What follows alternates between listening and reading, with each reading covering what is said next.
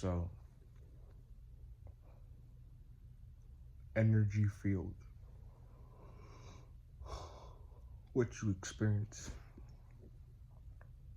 Energy field. When you do things in installments, it takes away slowly.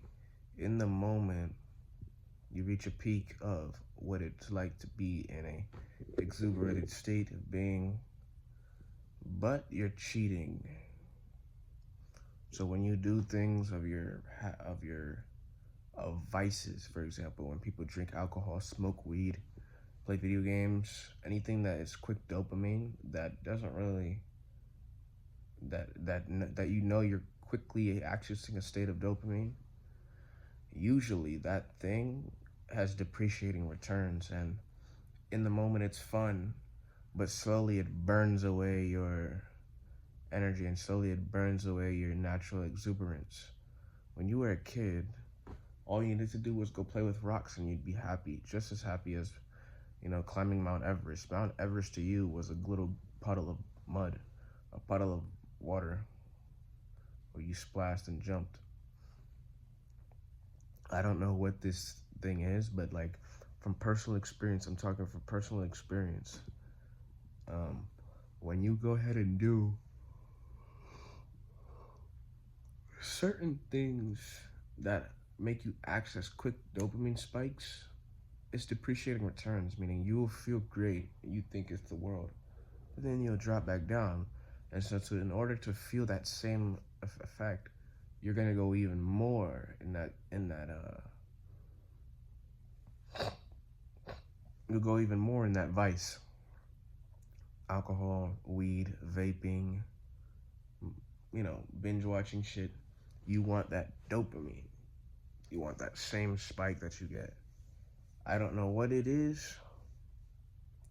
It seems like that the more you do with anything, the more you do, the more you do it and the more you're attached to doing, you're attached to the doing in the world, that dopamine spike will be there if you're attached to the doing. If you need to gain some value from the doing, if you need to extract some value from the doing, that spike is there where you feel it and then it goes down when it wears off. I guess this is essentially why the mind can't make up its thing. I don't know why this is, but this is what happens to the human being. I guess it's when you do, I don't know, I'm just saying from experience. When you do, but you're not attached to the doing. If that makes any sense. When you're just doing because you're doing, you're in a sort of a flow state. Then you don't take any energy. You don't take any energy loss. It's when you're attached and you need to gain something from the specific piece of doing where you feel weak and you feel like you can't do it. You need something else to give you happiness from the outside. That's the main thing. I don't know, because I have to try. So I have to try this experiment just for fun. I know a couple things to work, which exercise works.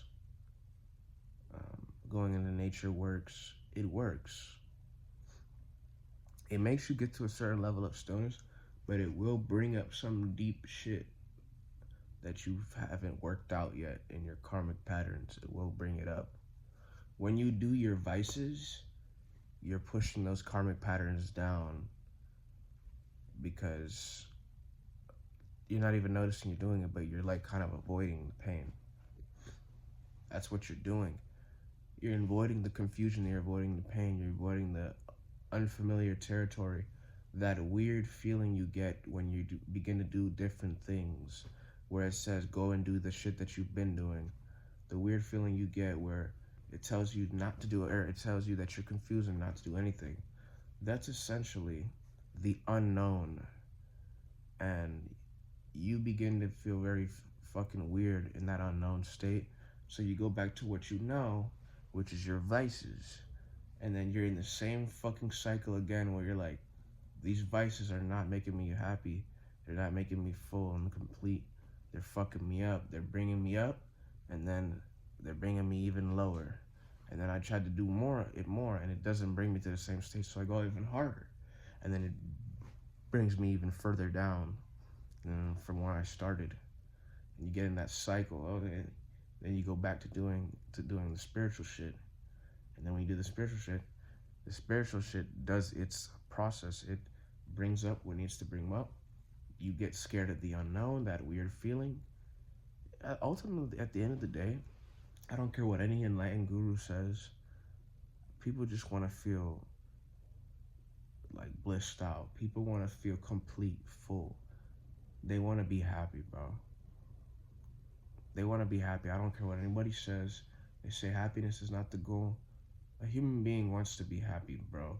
That's a fact. That is the goal.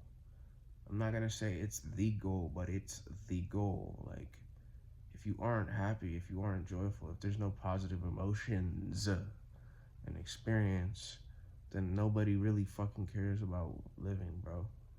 Who would want to live if they're negative? Nobody wants to live if they're negative. Unless they're choosing to be negative. Who the fuck would choose that? So, that's that. And I think that's pretty much all I have to say. I don't know. I'm living life. I want to try this Neville Goddard experiment, though. But here's the thing. I'm going to try the Neville Goddard experiment expecting to get a specific piece of gain from the experiment, which will not lead to the right, overall experience. The best way to go into it is to do it like you're playing a game with no attachment, like a kid.